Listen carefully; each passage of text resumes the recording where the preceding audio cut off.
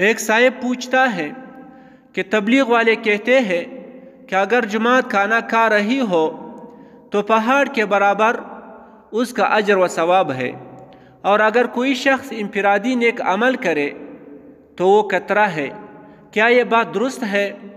تو اس کا جواب یہ ہے، عمومی طور پر تو ہے کہنا تو درست نہیں کہ اجتماعی عمل خواہ کھانا ہی ہو کسی بھی انفرادی نیک عمل سے افضل ہے، بلکہ در حقیقت تمام اعمال کے اپنے اپنے مراتب اور درجات ہے جو مختلف مواقع کے اعتبار سے بدل بھی جاتی ہے۔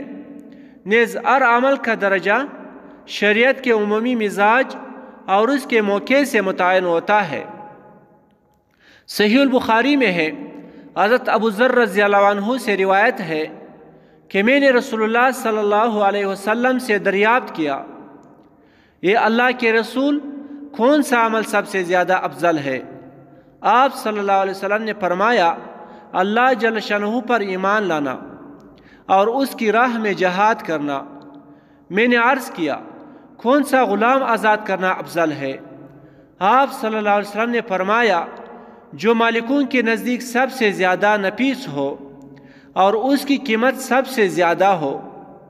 میں نے عرض کیا، پس اگر میں اپنے تہدستی کی وجہ سے نہ کروں یعنی غلام آزاد نہ کر سکوں، تو آپ صلی اللہ علیہ وسلم نے فرمایا، تم کسی کاریگر کی مدد کرو یا کسی ناکارہ کے لیے کام کرو، یعنی خود محنت مزدوری کرے، اس کو دے دو یا اس کی معاش کی کفالت کرو۔ میں نے عرض کیا، یا رسول اللہ، اگر میں ان میں سے بھی کوئی کام نہ کر سکوں، تو آپ صلی اللہ علیہ وسلم نے فرمایا، تم اپنے شر سے لوگوں کو بچاؤ، یعنی کسی بھی شخص کو کسی بھی طرح کا دکھ تکلیف نہ پہنچاؤ، کہ تمہارا خود اپنے اوپر احسان ہے۔ اس حدیث سے معلوم ہوا کہ دین نے نیک اعمال کا دائرہ محدود نہیں رکھا، بلکہ وہ حالات اور استعداد کے مطابق پھیلا ہوا ہے، اور جو شخص بھی ان میں سے کوئی عمل کرے گا وہ اجر کا مستحق ہوگا۔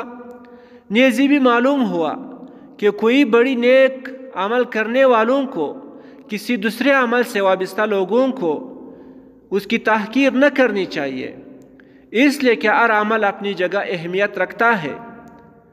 البتہ جو شخص جماعت میں نکل کر وقت لگا رہا ہو تو اسے چاہیے کہ جماعت کے اجتماعی اعمال کو اپنے انفرادی اعمال پر ترجیح دے، اور اجتماعی عمل کے وقت انفرادی عمل میں نہ لگے۔